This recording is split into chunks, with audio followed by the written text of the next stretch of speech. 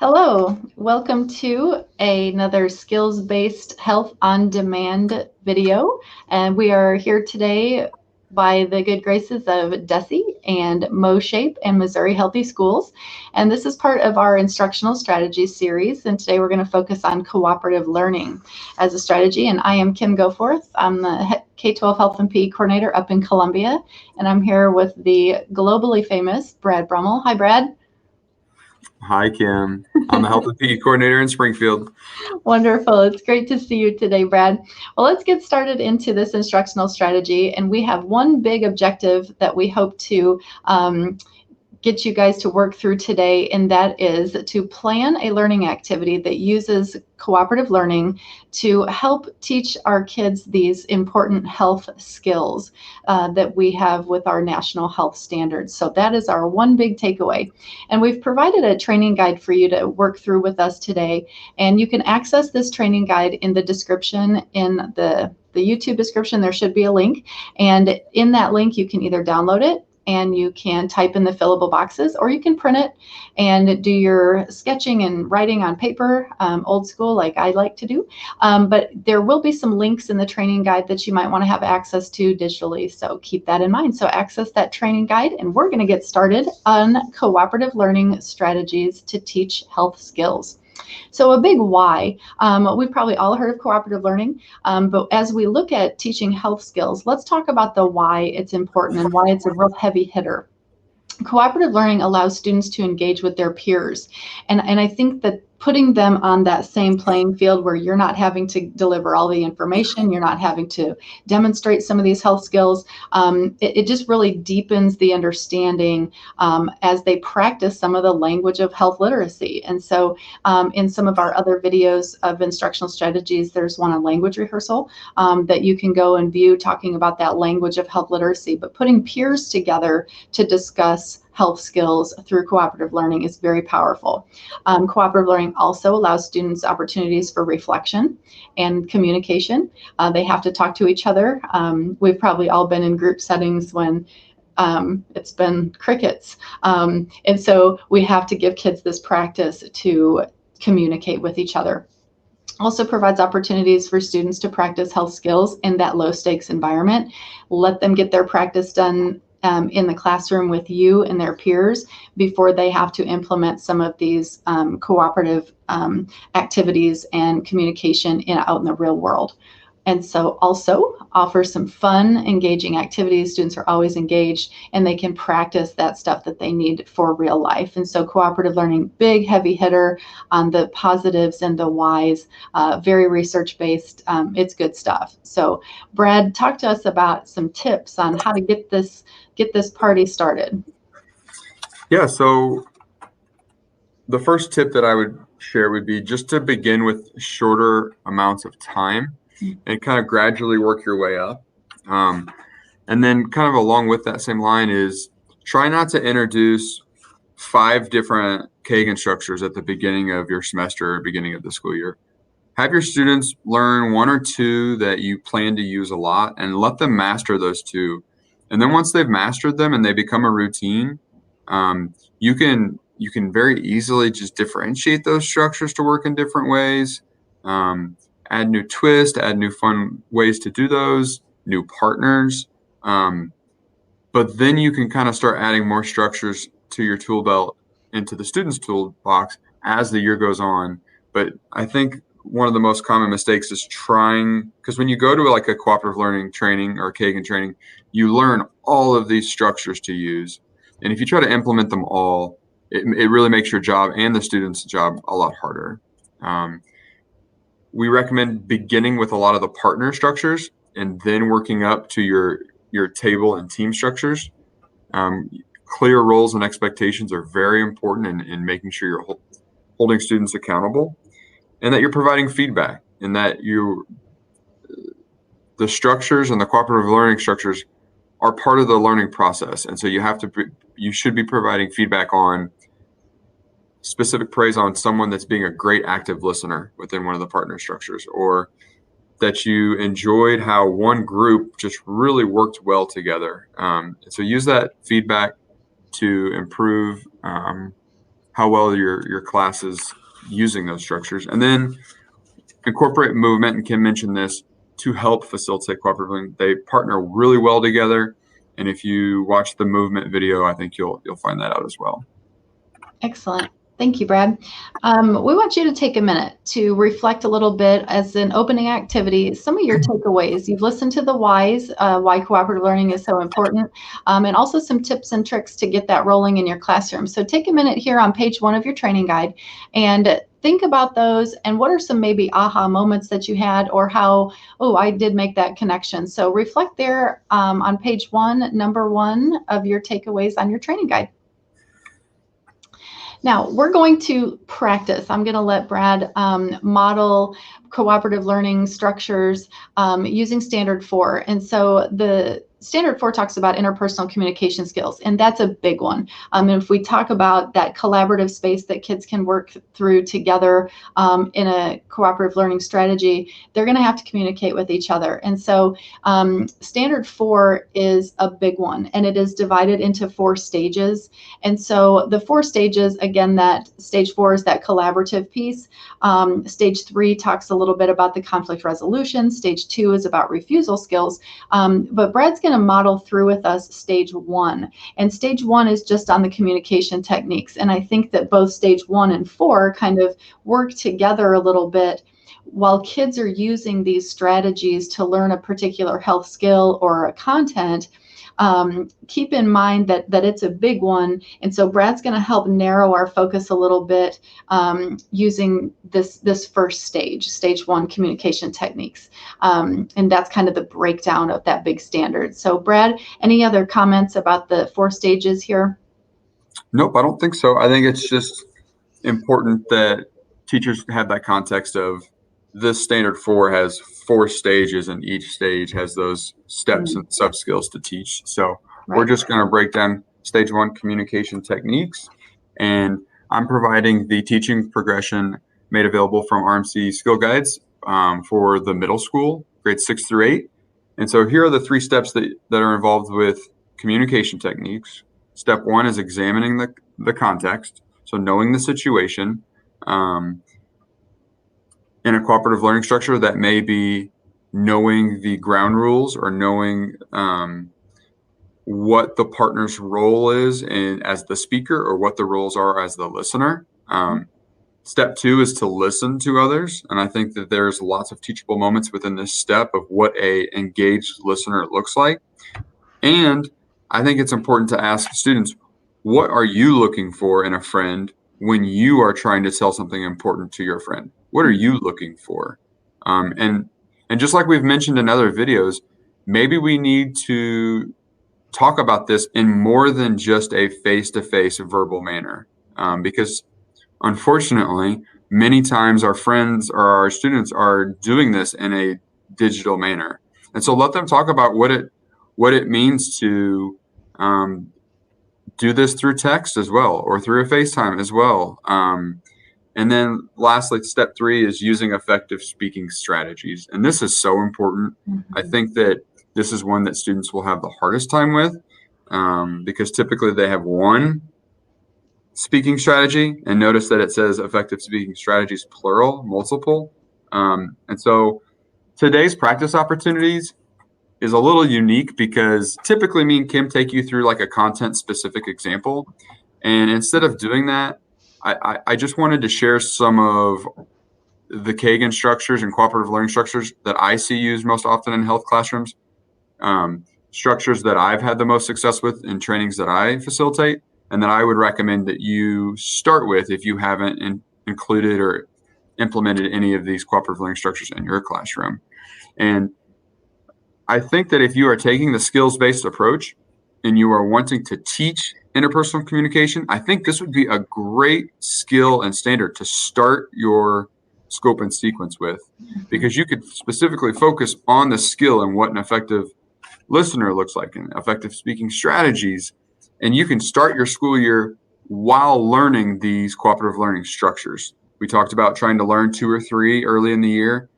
This would be a great time to go deep into those interpersonal communication steps and stages. I know it's a beast of a standard and it might be intimidating to take on early in the year, but I think it would really pair really well as I'm envisioning practicing these structures in the beginning of a class, at the same time learning these interpersonal communication skills as well. So Springfield Public Schools is a Kagan district, and so all of our teachers become Kagan trained. And so that's kind of the language that I'm going to use.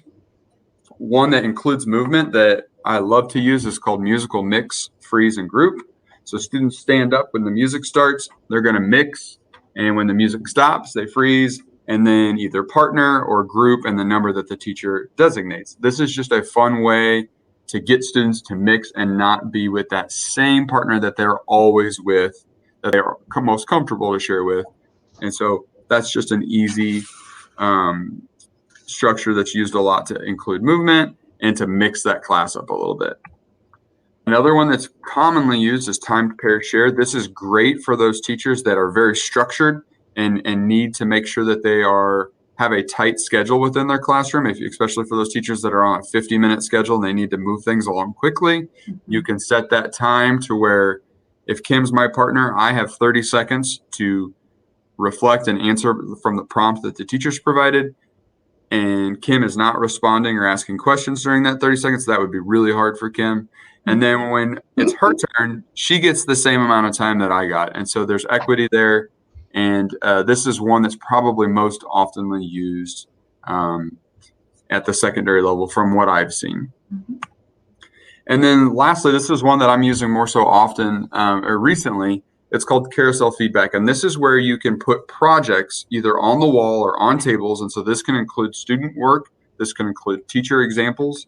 But this is where either partners, it says teams, but it can very easily be done in partners as well. But you're rotating. So if we have a partner project or a group project, we can put that on a table or a wall, and groups are rotating around and giving feedback to that student work.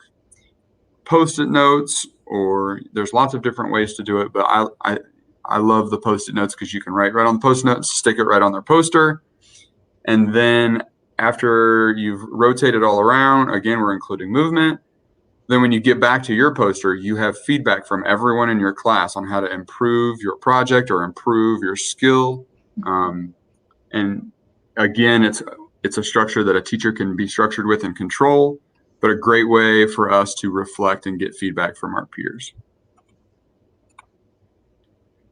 Some other ones that I love using in my trainings is having specific hand up, pair up structures. So instead of just saying stand up, hand up, pair up, I'm helping my students know that, okay, go at the beginning of the year, they're finding an MVP partner.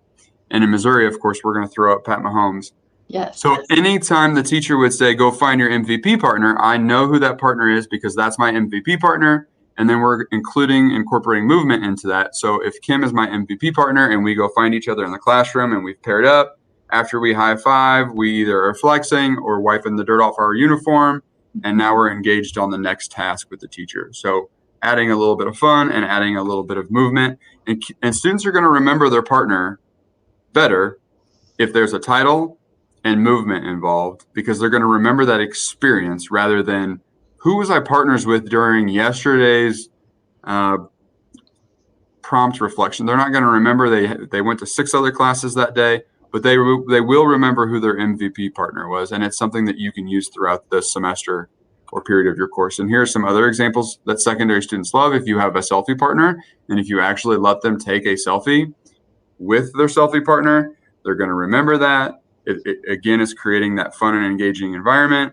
And then also one of my favorites is Jim and Pam. And so this one was great for COVID because we were allowed to do an air high five. And so if your students are reluctant to come back to school, that could be a great one where they're air high five and then we have some social distancing involved. But just 3 different examples to have fun with cooperative learning with all of those different partner and paired structures.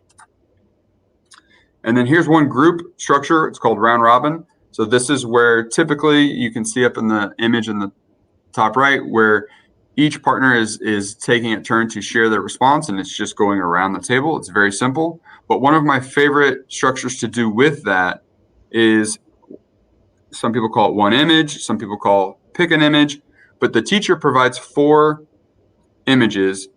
And I love using this one after a team building activity. And so I ask the students or my participants, which picture best describes your team building experience? And so students are picking an image, and then they're explaining why that picture in the van describes how they felt during their team building experience. And so again, we're providing kind of a little bit of support. They have a choice. They only have 4 options, and then they have to defend why they chose that image. And so that's easy to use, and you can change the images. And again, a structure that students can get used to, but you can use it for whatever content that's going throughout the year. It's an easy one to repeat over and over again. Brad, those are fantastic examples, and I am stealing those. So I hope I have your permission. Did you copyright any of that? Okay, very good. I'm going to steal some of those. Great examples on cooperative learning. So we're going to give you a minute. Brad mentioned earlier that cooperative learning instructional strategy, it marries very nicely with interpersonal communications as far as that standard is concerned, but it's hard to pick a very specific learning activity for the vast array of all these activities. So we encourage you now on your training guide to be thinking about maybe you did hear a different standard in your grade span or a performance indicator that you've wanted to wrestle with, and you feel that cooperative learning would really fit there. So if that's the case, we invite you now on part 1, page 1 of your training guide to identify that standard, if that's speaking to you, or if you want to use the interpersonal communication standard, that's fine as well. So we invite you to start some practice and wrestle with this particular strategy. And then on part 2, start your planning. And if you're having trouble making a connection to a specific standard, maybe take some time here on part 2 to identify how you are going to use some of these strategies and the when in your teaching practice. And that could be a piece of content that you think it would marry very nicely with. So take some time right now and think about your instructional practice and using cooperative learning strategies that Brad had put out there for us to plan some of your own learning in your classroom. So take a couple minutes and look at that now. All right. Kind of wrapping things up here, let's talk about some reflections as a whole for cooperative learning.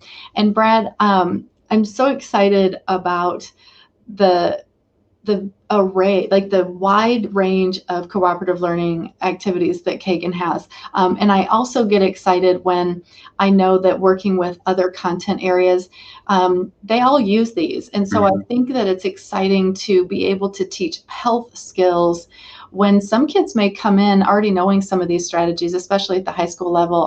I think that Kagan strategies are very popular across the content, and boy, that'd be nice to have them come in already knowing, a timed pair share, what that means. And boy, I better get my thoughts concise because I've only got 30 seconds. And I got a partner with Kim, and she likes to ramble. And so I better get it together so I can only take my 30 seconds. So I'm just so excited that we can use this to help our kids practice some health skills that they can take into other content areas and into home and to the community. So I'm really excited about Kagan strategies. I love them. So, but we know that there's always obstacles and challenges that come with any new teaching strategy. So Brad, what do you see as some challenges? And you mentioned a couple of them, but what do you think are some challenges? Yeah, so I think the first thing, I have 2 things, Kim, and one is to actually teach the interpersonal communication skills, which I know I didn't model today. I wanted to spend my time modeling the cooperative learning structures, but I would recommend looking through the RMC Health Skill Guides at the suggested learning activities for interpersonal communication, because they have great ideas on how to teach those interpersonal communication skills, because those structures are going to be more successful if your students are getting to practice that skill. And we need our students to master those skills anyways in the health education classroom. Right. The second thing would be, I think many teachers make the mistake and they do the structure great, the cooperative learning structure great, but they forget to provide time for the student to think or reflect prior to the 30 seconds that I share with my partner, or prior to getting in the round robin. So before organizing your students in the round robin or before starting that 30-second timer, there should be time for the student to think about the prompt that you've given them and to reflect on what they're going to say before they say it. So don't forget to provide that think time. Yeah, that's huge. That's great. Yeah, we don't take enough time to reflect. It's like, got to get to the next thing. So that's awesome. So we invite you now to think about if you maybe selected a different standard and that you've been wanting to put some cooperative learning structures in place with. What makes you excited about that? Your particular activity that you've selected, or if it's some of these that Brad has modeled for us, what makes you excited about that? On question 1, and then on question 2, take a minute to think about some of those challenges that you may face in your particular learning space and reflect there. And that is on, I believe that's page 2, Brad, right? 2 or 3, maybe? 2. Yes. Questions 1 and 2 there. So take a minute and have some reflective time right there. And that brings us to the end of our cooperative learning instructional strategy session today. We've mentioned several of these other strategies. We've mentioned movement. We've talked about some language rehearsal. Scenarios and prompts work very nicely too. So we invite you to check those out. We have other strategies there. We also have some intro videos, a why, skills-based health education, and then making that shift to this. And then we've also got some videos regarding the National Health Standards, kind of a deeper dive into those. So you can check those out and access those on the MOSHAPE YouTube playlist. But we really appreciate you joining us today. And Brad, awesome examples on cooperative learning. I thank you for your brain as always. And thanks for joining us today. Thank you. Bye, everybody.